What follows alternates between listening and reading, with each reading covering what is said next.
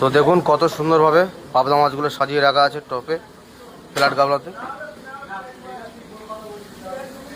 আর এখনও পাবদা মাছ ভাজা চলছে 4টে ওভেনে। আর এখানে এখনও 1 ডেস্কি পাবদা মাছ, এটাও ভাজা হবে, এটা মাখানো চলছে।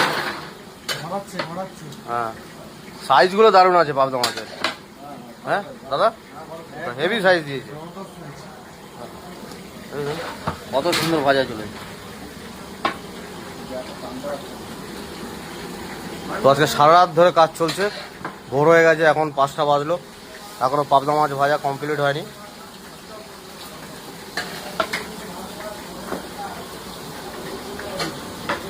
আর এই দাদা তো মাছ সাজাতে সাজাতে ঘুম পেয়ে গেছে, এ দেখো ঘুমোচ্ছে। পাবদা মাছ ফ্রাই করা হচ্ছে, দেখুন পাবদা মাছ কেমন ফাটে তেলে দিলে। পাবদা মাছ কত রকমভাবে ব্যবস্থা করেছি, তারপরেও এই জিনিস আমি ঠিক করতে পারিনি আজ পর্যন্ত। পাবদা মাছ ছাড়ার সময় তেলে ফাটবেই, ভালো করে জল ছড়িয়েছি তারপরেও।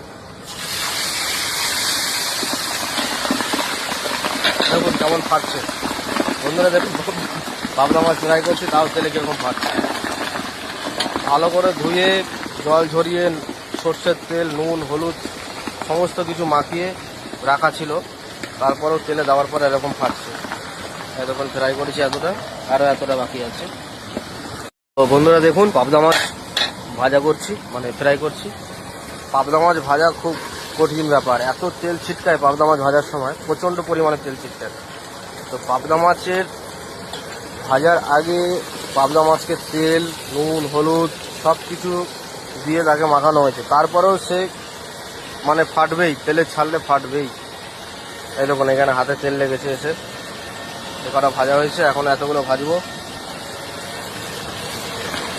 আচ্ছা, কেউ যদি জানো কমেন্টে বলে দিও তো পাবদা মাছ কেমন করে ফ্রাই করলে পাবদা মাছ একটুও তেলে ফাটবে না। যদি কেউ জেনে থাকো কমেন্টে জানাবে। তো আমি যেটুকু জানি আমি সেটুকুনি করেছি, তারপরেও দেখছি সে একই অবস্থা, পাবদা মাছ ফাটবেই তেলে দিলে, গরম তেলে দিলে। আর কেউ যদি কোনো টিপস জানো যে গরম তেলে পাবদা মাছ কেমন করে ছাড়লে পাবদা মাছ ফাটবে না, মানে তেল ছিটকাবে না, যদি কেউ জেনে থাকো কমেন্টে জানাবে অবশ্যই।